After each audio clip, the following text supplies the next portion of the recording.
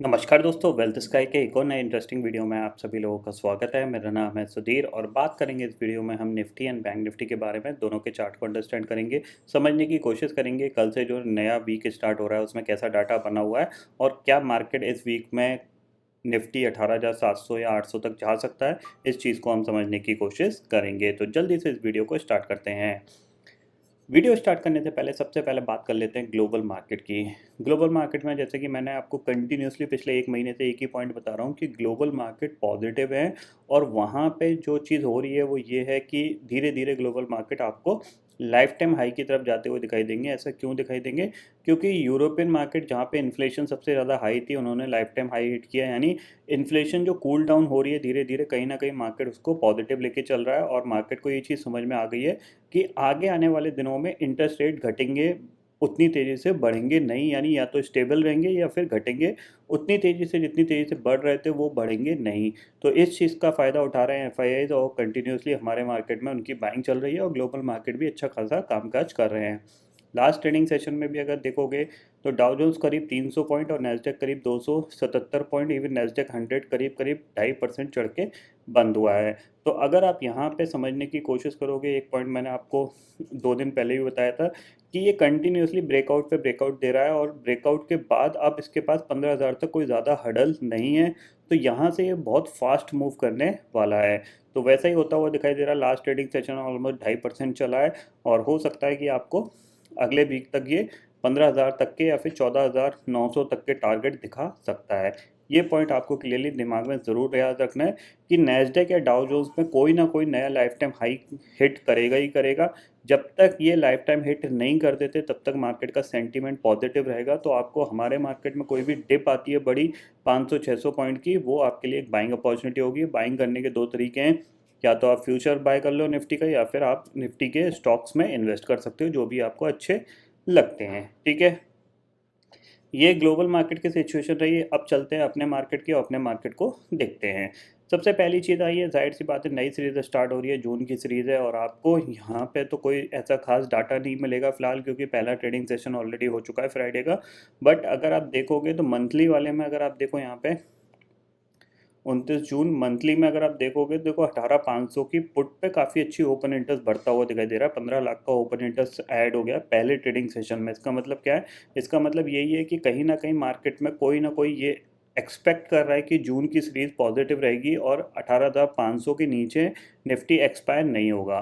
साथ ही साथ अगर आप देखोगे तो 19,000 की पुट पे भी 11 लाख का ओपन इंटरेस्ट इस पर्टिकुलर सीरीज में दिख रहा है। यानी जो सबसे ज़्यादा स्मार्ट लोग हैं, जिसको ये समझ में आता है कि ठीक है 18,500 के नीचे नहीं जाएगा, बट अगर ऊपर जाता है तो ऊपर हमें कहाँ पे अच्छा प्रॉफिट मिल सकता है, तो जाहिर सी बात है 19,481 की ये पुट चल रही है, 11 लाख का ओपन इंटरेस्ट खड़ा हुआ है। इसका मतलब क्या है? इनका ब्रेक इवन ऑलमोस्ट 18,500 है। 18,500 पे अगर निफ्टी जून मंथ में क्लोज भी हो जाता है तो इनको कोई लॉस नहीं है, और अगर ऊपर चला गया तो डेफिनेटली इनको एक अच्छा प्रॉफिट मिलने वाला है। ठीक है, इतना समझ में आ गया आपको यहाँ पे। अब चलते हैं, सबसे पहले निफ्टी का चार्ट देखते हैं। देखो हमेशा एक चीज़ ध्यान में रखो, प्राइस बहुत ज़्यादा इम्पॉर्टेंट रहता है और प्राइस के साथ एक्शन को अगर आप समझना चाहते हो तो वो सबसे ज़्यादा इम्पॉर्टेंट रहता है। अभी जो सिचुएशन है वो आपको क्लियरली दिख रही है यहाँ पे कि मार्केट क्या कर रहा है। एक हायर हाई हायर लो का फॉर्मेशन यहाँ पे बना हुआ है, तो आपको ये दिख रहा है ये एक मोमेंटम हुआ, फिर ये एक रिट्रेसमेंट है, फिर आपको ये पूरा मोमेंटम मिला, फिर ये रिट्रेसमेंट हुआ और अब ये मोमेंटम और ये ब्रेकआउट है। ठीक है, तो प्राइस स्ट्रक्चर बिल्कुल पॉजिटिव बना हुआ है, हायर हाई हायर लो का फॉर्मेशन यहाँ पे बना हुआ है। जब तक ये प्राइस एक्शन चेंज नहीं होता, मींस जब तक ये स्विंग नहीं टूटते, जो भी स्विंग बन रहे हैं हो सकता है ऊपर जाने के बाद एक स्विंग नया बन जाए, तब तक प्राइस एक्शन पॉजिटिव रहेगा। और आपको क्या करना है, पॉजिटिव साइड पे ज़्यादा अपॉर्चुनिटी ढूंढनी है, नेगेटिव साइड पे थोड़ी सी कम अपॉर्चुनिटी ढूंढनी है। पॉजिटिव साइड पे आपको ट्रेड लेना ही लेना है, नेगेटिव साइड पे आप ट्रेड छोड़ भी सकते हो, ये चीज़ आप क्लियरली समझ लीजिए। दूसरी चीज़ है कि मैं आपको हमेशा बोलता हूँ कि मंथली चार्ट पे निफ्टी और बैंक निफ्टी का जो प्राइस एक्शन है वो बिल्कुल पॉजिटिव बना हुआ है। लॉन्ग टर्म व्यू के हिसाब से निफ्टी बिल्कुल बेस्ट है। 21,000 22,000 के भी आगे आने वाले दिनों में आपको टारगेट मिलेंगे। यानी लॉन्ग टर्म चार्ट पे अभी भी हमारा मार्केट एक बुल मार्केट में ही है, कोई भी बेयर मार्केट में ये एंटर नहीं किया है। तो आपको यहाँ पे दिख रहा है यहाँ से हमने ये मूवमेंट किया, फिर ये रिट्रेसमेंट, फिर मूवमेंट और फिर ये रिट्रेसमेंट। रिट्रेसमेंट में हमने इस लो को बिल्कुल नहीं तोड़ा और इसी के आसपास से सपोर्ट लेके दोबारा से बाउंस कर गए हैं और अब दोबारा से मंथली हम ऊपर जा रहे हैं। जब ये मार्केट इस लो के नीचे ट्रेड करने लग जाएगा तब आप समझ सकते हो कि थोड़ा सा बियर मार्केट आ गया है। फिर आपको लॉन्ग टर्म इन्वेस्टमेंट में या फिर आपके जो इन्वेस्टमेंट है उससे थोड़ा बहुत प्रॉफिट बुक कर सकते हो आप, ये चीज़ समझ लीजिए। या फिर आपको यहाँ पे इस चैनल में कोई इन्वेस्टमेंट नहीं करना चाहिए।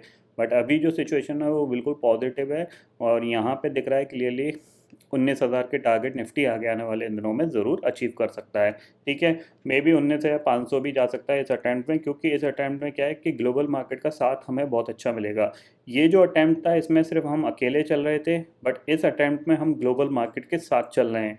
तो जाहिर सी बात है सपोर्टिंग एजेंट हमारे पास क्या है, ग्लोबल मार्केट। ठीक है, अब कल क्या हो सकता है इसको हम समझते हैं। तो सबसे पहले डे चार्ट लगाते हैं। तो डे चार्ट पे क्लियर कट हमारे पास एक ब्रेकआउट है। ब्रेकआउट का जो टारगेट है यहाँ पे, वो यहाँ पे मैं एक्सपेक्ट करता हूँ ये, ठीक है, 18,700। बट अगर आप SGX निफ्टी देखोगे सॉरी, करीब करीब 18,670 के आसपास ट्रेड कर रहा है। तो मैं एक्सपेक्ट कर सकता हूँ कि 18,620 630 के आसपास की आपको गैप अप ओपनिंग देखने को मिल सकती है। तो इसका मतलब क्या है कि गैप अप ओपनिंग में कहीं ना कहीं हमारे ये टारगेट क्या हो सकते हैं, अचीव हो सकते हैं यहाँ पे।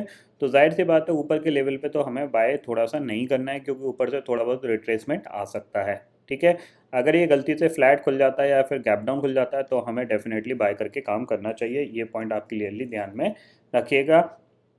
जिस दिन भी ये 18,700 के ऊपर क्लोज दे देगा तो उसके बाद जो नेक्स्ट टारगेट होगा वो सीधा सीधा हमारे पास क्या होगा, लाइफ टाइम हाई का। इतना आप क्लियरली समझ लीजिए। और जब तक ये नीचे 18,050 के नीचे क्लोज नहीं देता तब तक प्राइस बिल्कुल पॉजिटिव है। आपको कोई भी डिप आती है तो आप उस डिप को इन्वेस्टमेंट के तौर पे यूटिलाइज कर सकते हो लॉन्ग पोजीशन क्रिएट करने के लिए। ये चीज़ समझ लीजिएगा। इंट्राडे और लॉन्ग टर्म पोजीशन या फिर स्विंग पोजीशन या फिर टेम्प्ररी 1-2 महीने की पोजीशन, सब में बहुत अंतर होता है। जो इंट्राडे करते हो तो इंट्राडे में ज़रूरी नहीं है कि आपका ट्रेंड हमेशा पॉजिटिव रहे। ओवरऑल ट्रेंड के साथ भी मार्केट इंट्राडे में नेगेटिव ट्रेंड बना सकता है। तो एक चीज़ ध्यान में रखिए, जैसे गैप अप खुल गया, गैप अप खुलने के बाद हो सकता है ये नेगेटिव ट्रेंड बना के नीचे आ जाए, प्रॉफिट बुकिंग आ जाए। तो हमेशा ये मत समझा करो कि हमें गैप अप में भी बाय करना है, डिप पे भी बाय करना है, फ्लैट पे भी बाय करना है। ऐसी सिचुएशन नहीं है। Intraday situation is a different term. और लॉन्ग टर्म इन्वेस्टमेंट या फिर आप 6 महीने 8 महीने की इन्वेस्टमेंट कर रहे हो तो उसके लिए प्राइस बिल्कुल पॉजिटिव है और निफ्टी का सेंटीमेंट बिल्कुल यहाँ पे पॉजिटिव दिख रहा है। ठीक है, इतना आपको समझ में आ गया निफ्टी का। बैंक निफ्टी देख लेते हैं। तो बैंक निफ्टी में जाहिर सी बात है मंथली चार्ट बैंक निफ्टी का भी पॉजिटिव है, कोई नेगेटिविटी इसमें नहीं दिख रही है और एक्सट्रीमली पॉजिटिव है। एक चीज़ ध्यान में रखिएगा, क्योंकि जाहिर सी बात है बैंकों के लिए ये सिचुएशन काफ़ी अच्छी है, क्योंकि आपको दिख रहा है सेविंग इंटरेस्ट पे, सेविंग अकाउंट पे जो इंटरेस्ट था वो एज इट इज़ सेम है जो आपका कोविड के लेवल का था।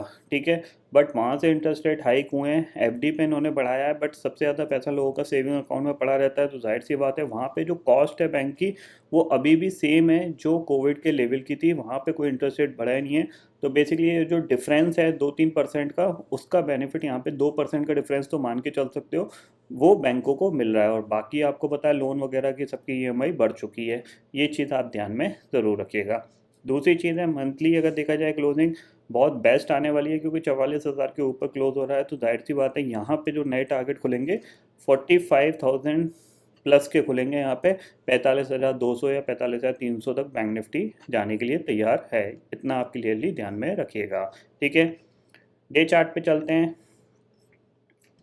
यहाँ पे क्या है, देखो सिंपल सी चीज़ है। अब क्या है, अब आपके पास यहाँ पे है ब्रेकआउट। ठीक है, निफ्टी ने ब्रेकआउट दिया है तो बैंक निफ्टी भी आपको ब्रेकआउट देता हुआ दिखाई दे सकता है।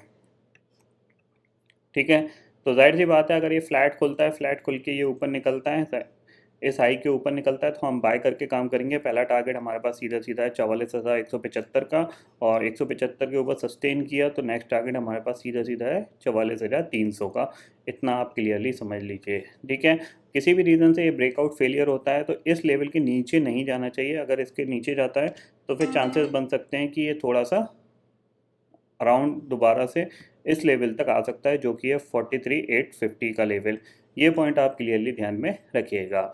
ग्लोबल मार्केट की सिचुएशन मैं ऑलरेडी आपको बता चुका हूँ, पॉजिटिव है, कोई भी वहाँ पे नेगेटिविटी नहीं दिख रही है, तो ये पॉइंट भी आपको यहाँ पे ध्यान में रखना है। ठीक है, तो आई होप दोस्तों ये पर्टिकुलर डाटा आपको समझ में आ गया होगा। दोस्तों फिलहाल इस वीडियो में इतना ही है। आई होप ये वीडियो आपको पसंद आएगा। वीडियो पसंद आता है तो लाइक और शेयर जरूर करिएगा और चैनल को जो सब्सक्राइब कर लीजिए, क्योंकि मैं सुधीर लेके आता रहूँगा हर दिन आपके लिए नए नए वीडियो।